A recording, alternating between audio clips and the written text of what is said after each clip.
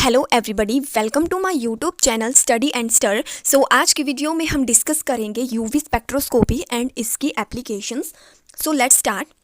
Spectroscopy is a branch of chemistry which deal with the study of interaction of electromagnetic radiations with matter।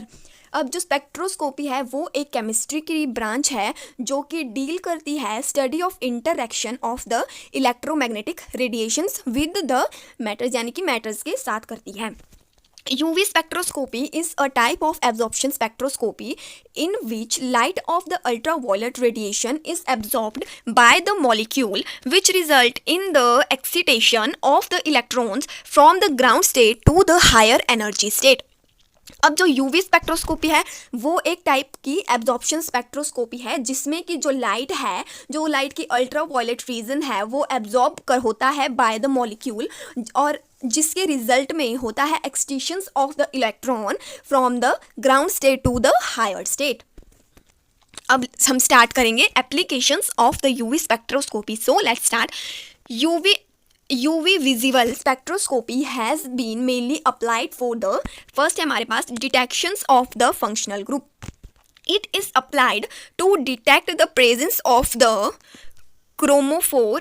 Example, in the spectrum is transparent above 20 mm, it show the absence of conjugated chromophore। की जो इसकी first application है वो है detection of the function group, यानी कि ये various type के फंक्शनल ग्रुप को डिटेक्ट करती है in the presence of the chromophore. और फॉर एग्जांपल कि जो स्पेक्ट्रम है किसी भी फंक्शनल ग्रुप का वो ट्रांसपेरेंट होता है अबव द 200 mm के, एंड ये जिससे कि ये शो करता है कि जो स्पेक्ट्रम है वो है कंजुगेटेड क्रोमोफोर। नेक्स्ट है हमारे पास extent of conjugation. One of the most important application of UV spectroscopy is the estimation of the extent of conjugation in a conjugated polyene. कि जो इसका सेकेंड एप्लीकेशन है वो है एक्सटेंट ऑफ द कंजुगेशन, यानी कि ये इसकी मोस्ट इम्पोर्टेंट एप्लीकेशन है यूवी स्पेक्ट्रोस्कोपी की, जिसमें कि एस्टिमेशन होता है, एस्टिमेशन ऑफ द एक्सटेंट होता है ऑफ द कंजुगेशंस का in a conjugated polyene. Conjugation can shift the absorption to a longer wave, और कि जो कंजुगेशन है वो शिफ्ट करता है absorption to the longer wave. अब जैसे जैसे जो एब्जॉर्प्शन है वो इंक्रीज होगा, जो वेवलेंथ है वो भी उसके साथ इंक्रीज होती रहेगी। अब नेक्स्ट पॉइंट है हमारा identification of a unknown compound. कि जो इसकी एक नेक्स्ट एप्लीकेशन है वो है आइडेंटिफिकेशन, यानी कि ये आइडेंटिफाई करता है अननोन कंपाउंड को। The absorption spectrum of a compound in its characteristics property, कि जो इसकी एक प्रॉपर्टी है वो है कंपाउंड की करेक्टरिस्टिक करता है the values of lambda maximum that is the wavelength at which maximum absorption take place. कि इसमें बोला है कि जो वैल्यू है लैम्डा मैक्सिमम की वो है wavelength of the maximum absorption for no two compound are the same. अब है the property of the compound is use for their identification. अब जो इसकी प्रॉपर्टी है वो यूज होती है उनके आइडेंटिफिकेशन के लिए, and by comparing the spectrum of unknown compound with that of known compound. यानी कि इसमें हम स्पेक्ट्रम को कंपेयर करते हैं अननोन कंपाउंड से नोन कंपाउंड को, जिससे कि हमें पता लग जाता है कि जो हमारा कंपाउंड है वो अननोन है या नोन है। अब नेक्स्ट है हमारे पास detections of the impurity with large lambda maximum value can be detected even when present at low concentration if the sample itself does not show absorption in the region of impurities। यानी कि जो impurities है वो जबकि जो lambda maximum है उसकी values large हो जाती है, वो उस टाइम पे भी डिटेक्ट हो जाती है जब वो प्रेजेंट होता है एट द लो कंसंट्रेशन पे।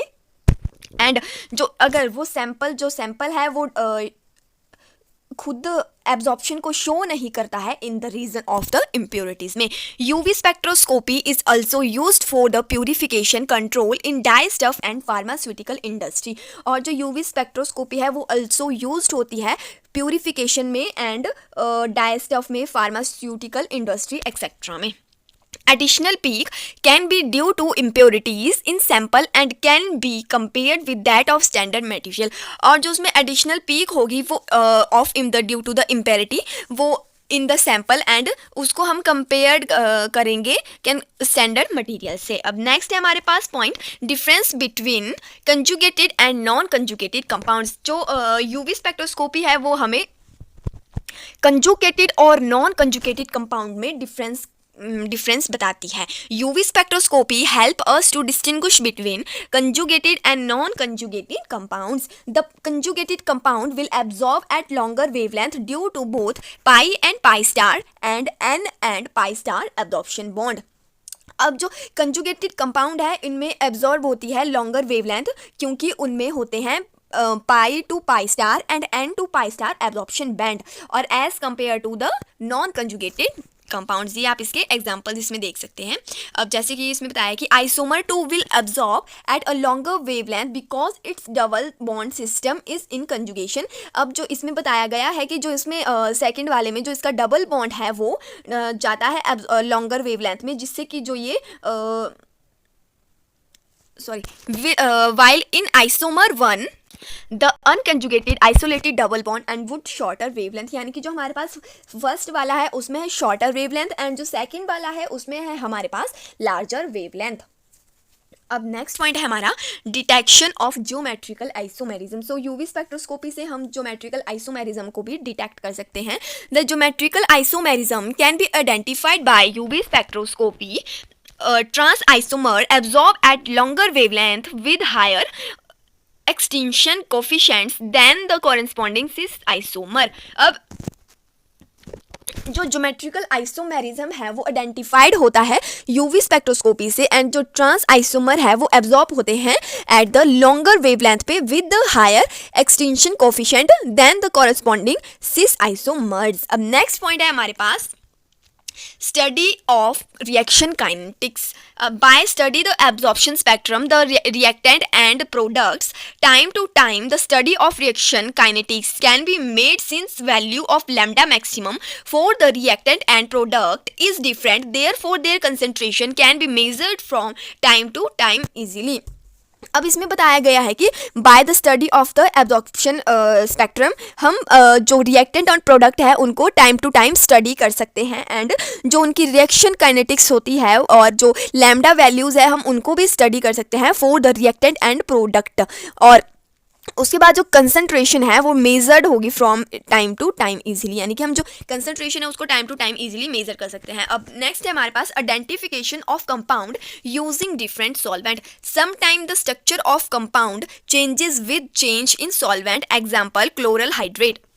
अब कि सम टाइम क्या होता है कि जो स्ट्रक्चर है कंपाउंड का वो चेंज हो जाता है जब उसका सॉल्वेंट चेंज हो जाता है. सो इसका हम एग्जाम्पल देखते हैं. सो ये है इसका एग्जाम्पल, आप देख सकते हैं. अब जैसे ही हमने इसमें सॉल्वेंट ऐड किया तो जो इसका स्ट्रक्चर था वो डिफरेंट हो गया और पहले जो इसका स्ट्रक्चर था वो डिफरेंट था.